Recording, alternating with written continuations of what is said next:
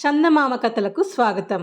ఈనాటి మన కథ చిత్రమైన సమస్య. కౌటిల్య నగరాన్ని ఖడ్గసేనుడనే రాజు పాలించుతూ ఉండేవాడు. అతనికి లోకంలో ఎదురే లేకపోయింది. ఒకనాడు ఖడ్గసేనుడు కొలువులో ఉండగా ఆర్తనాదం చేస్తూ ఉన్న ఒక స్త్రీ అతని ఎదుటకు వచ్చి నిలబడింది. ఖడ్గసేనుడు ఆ స్త్రీని ఓదార్చి దుఃఖానికి కారణం ఏమిటి అని అడిగాడు. అందుకామె, నా పేరు చంద్రావతి.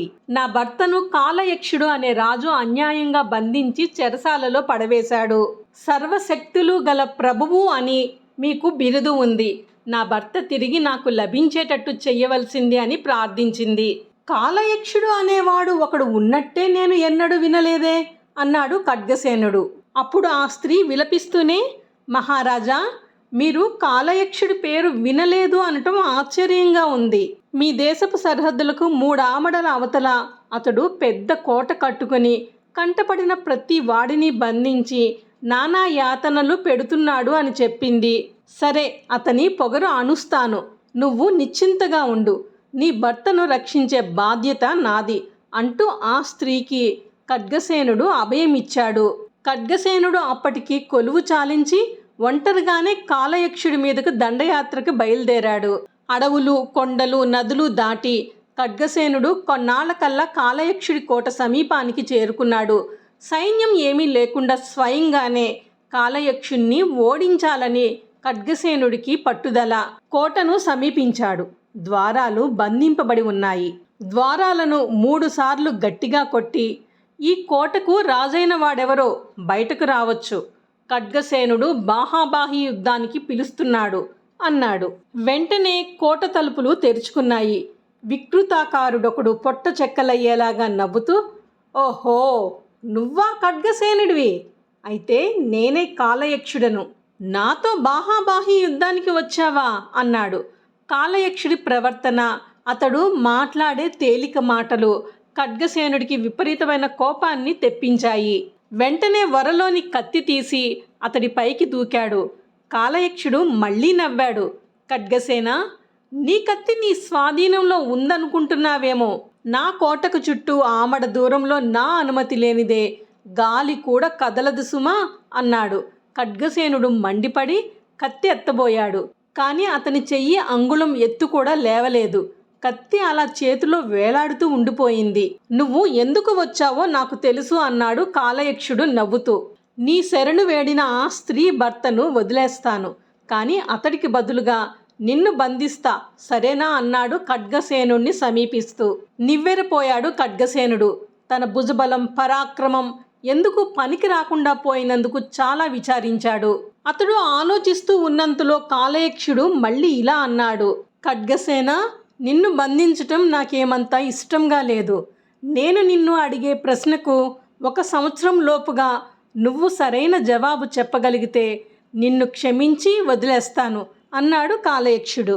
ఏమిటా ప్రశ్న అని అడిగాడు ఖడ్గసేనుడు వేరే దారి తోచక. ప్రశ్న ఏమంత పెద్దది కాదు, కానీ జవాబే కష్టమైనది. అయినా ఆ ప్రశ్న విను. అన్నిటికన్నా స్త్రీ మిన్నగా కోరేది ఏమిటి? 1 సంవత్సరం లోపల నువ్వు తెలుసుకుని చెప్పాలి అన్నాడు కాలయక్షుడు. సరే అని బయలుదేరాడు ఖడ్గసేనుడు. రాజోచితమైన తన దుస్తువులు మూటకట్టి భుజాన వేసుకుని ఒక సామాన్య పౌరుడుగా పట్టణాలు, గ్రామాలు తిరగసాగాడు. కాలయక్షుడు తనను అడిగిన ప్రశ్న అనేక మంది స్త్రీలను అడిగాడు. అన్నిటికన్నా స్త్రీ మిన్నగా కోరేది ఏమిటి అని. ఈ ప్రశ్నకు తలోక విధంగా జవాబు చెబుతూ వచ్చారు. అందమైన భర్త అని కొందరు, ధనవంతుడైన భర్త అని కొందరు అన్నారు. మరికొందరు బుద్ధిమంతుడైన భర్తను కోరుతుంది అన్నారు. ఈ విధంగా అందరూ అన్ని రకాల జవాబులు చెప్పారు. ఇంతలో సంవత్సరం గడువు పూర్తి కావచ్చింది. కాలయక్షుడికి ఇచ్చిన మాట ప్రకారం ఖడ్గసేనుడు తిరిగి అతని కోటకు బయలుదేరాడు. కొన్నాళ్ళు ప్రయాణం చేసి ఒక రాత్రి మళ్ళీ కోట ప్రాంతానికి వచ్చాడు. ఖడ్గసేనుడు ఆ రాత్రికి కోట పక్కనే ఉన్న అడవిలో కాలం గడిపి తెల్లవారి కాలయక్షుణ్ణి కలుసుకోవచ్చుననుకుని ఒక చెట్టు కింద విశ్రమించాడు. బాగా నడిరాత్రి అయ్యేసరికి దూరంలో చిన్న వెలుగు కనపడి స్త్రీ రోదన వినపడింది. ఖడ్గసేనుడు నిద్రమత్తులో నుంచి బయటపడి ఆ స్త్రీ కంఠస్వరం వినపడిన చోటుకు వెళ్ళాడు. వికృతాకారి అయిన ఒక వృద్ధ స్త్రీ అతని కంటపడింది. ఇంత రాత్రివేళ ఎందుకు దుఃఖిస్తున్నావు అని అడిగాడు ఖడ్గసేనుడు. నాకు ఇప్పుడు 80 ఏళ్ల వయసు. నన్ను వివాహం చేసుకునేవాడెవరూ దొరకక 60 ఏళ్ల నుంచి ఇలా దుఃఖిస్తున్నాను అన్నది ఏడుస్తూ ఆమె. ఖడ్గసేనుడు ఆ మాటలు విని చాలా ఆశ్చర్యపడ్డాడు. ఇంత వికృతంగా ఉన్న వృద్ధురాలికి వివాహం మీద అంత కాంక్ష ఏమిటా అనుకున్నాడు. అతడి నోటి నుంచి మాట రావటమే కష్టమైంది. అతడి ఆశ్చర్య కారణాన్ని గ్రహించిన ఆ వృద్ధ స్త్రీ ఇలా చెప్పసాగింది. ఖడ్గసేన మహారాజా, మీరు ఇప్పుడు చాలా ప్రాణాపాయ స్థితిలో ఉన్నారు. మీరు కాలయక్షుడి ప్రశ్నకు సరైన జవాబు తెలుసుకోలేకపోయారు. ఆ ప్రశ్నకు సరైన జవాబు నాకొక్కర్తికి తెలుసు. అయితే ఆ జవాబు చెప్పి పుణ్యం కట్టుకో. నీవు ఏది కోరినా ఇస్తాను, మాట తప్పను అన్నాడు ఖడ్గసేనుడు. సరే, మాట తప్పనన్నావు కనుక చెప్తున్నాను. కాలయక్షుడి ప్రశ్నకు జవాబు ఇదే. స్త్రీ అన్నిటికన్నా మిన్నగా కోరేది ఏమిటి అంటే తన ఇష్టానికి ఎవ్వరూ అడ్డు చెప్పకపోవటమే అన్నది ఆ వృద్ధ స్త్రీ. సరేనని ఖడ్గసేనుడు ఉదయమే కాలయక్షుడి వద్దకు వెళ్ళి ఆ జవాబు చెప్పాడు.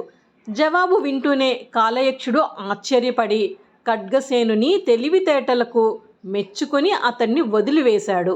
బతుకు జీవుడా అనుకుంటూ ఖడ్గసేనుడు తిరిగి ఆ వికృత రూపి అయిన వృద్ధ స్త్రీ దగ్గరకు వచ్చి నీకు ఏమి కావాలో కోరుకో అన్నాడు. వృద్ధ స్త్రీ నవ్వింది. తనకు కావలసిందేంటో ఇప్పటికీ ఖడ్గసేనుడు గ్రహించలేకపోయినందుకు ఆమె ఎంతో ఆశ్చర్యపడింది. మహారాజా, నాకు మాట ఇచ్చారు. ఇదిగో నాకు కావలసిందేంటో చెప్తున్నాను. 60 ఏళ్ల నుంచి నేను వివాహానికై ఎదురు చూస్తున్నాను. నేటికి మీరు కనిపించారు, నాపై కరుణించారు. మీ ఆస్థానంలో ఏ వీరుడినైనా చూసి నాకు పెళ్లి చేసి చిరకాలం నుంచి ఉండి ఉన్న నా కోరిక నెరవేర్చండి అన్నది. ఖడ్గసేనుడి నెత్తిన పిడుగుపడ్డట్టయింది. చూస్తూ చూస్తూ ఈ వృద్ధ కురూపిని తన ఆస్థానంలో ఏ యువక వీరుడు మాత్రం చేసుకోవడానికి ఇష్టపడతాడు? అయినా వాగ్దానం చెల్లించాలి కదా. ఆమెను వెంట పెట్టుకుని తిరిగి కౌటిల్య నగరానికి వచ్చాడు. చాలా కాలానికి మళ్ళీ తిరిగి వచ్చిన మహారాజుకు రాజ్యంలో గొప్ప సన్మానం జరిగింది. కానీ ఖడ్గసేనుడికి మట్టుకు దిగులు పట్టుకుంది. అతడు అన్నహారాలు మాని రోజు రోజుకి కృశింపసాగాడు. ఎవరెన్ని విధాలా అడిగినా అసలు కారణం బయట పెట్టలేదు. చివరికి ఒకనాడు తన మేనల్లుడైన రూపధరుడికి వెల్లడించాడు. మామగారి బాధకు కారణం గ్రహించగానే రూపధరుడు ఆ కురూపి అయిన వృద్ధ స్త్రీని తనే వివాహం ఆడతానని సిద్ధపడ్డాడు. రూపధరుడికి ఆ వృద్ధ స్త్రీకి వివాహం జరిగిపోయింది. అందరూ లోలోపల ఏమనుకున్నా రాజకుటుంబానికి సంబంధించిన విషయం కనుక ఆ కురూపిని గౌరవించక తప్పింది కాదు. చక్కగా అలంకరించబడిన గదిలో పెండ్లి కుమార్తె ఉన్నది. రూపధరుడు అక్కడికి వెళ్ళాడు. ఆశ్చర్యం! అక్కడ అతడికి కంటికి కనపడిన స్త్రీమూర్తి వృద్ధురాలు కాదు, ఒక చక్కని యువతి, అపురూప సౌందర్యవతి. రూపధరుడు నివ్వెరపడి నువ్వెవరివి అని ప్రశ్నించాడు. నేనా? రూపధరుని భార్యను. కొంత శాపం విముక్తి చెందిన ఆ వృద్ధ స్త్రీని నేనే అని నిజం వెల్లడించింది. ఇందుకు అతను మరీ ఆశ్చర్యపోయాడు.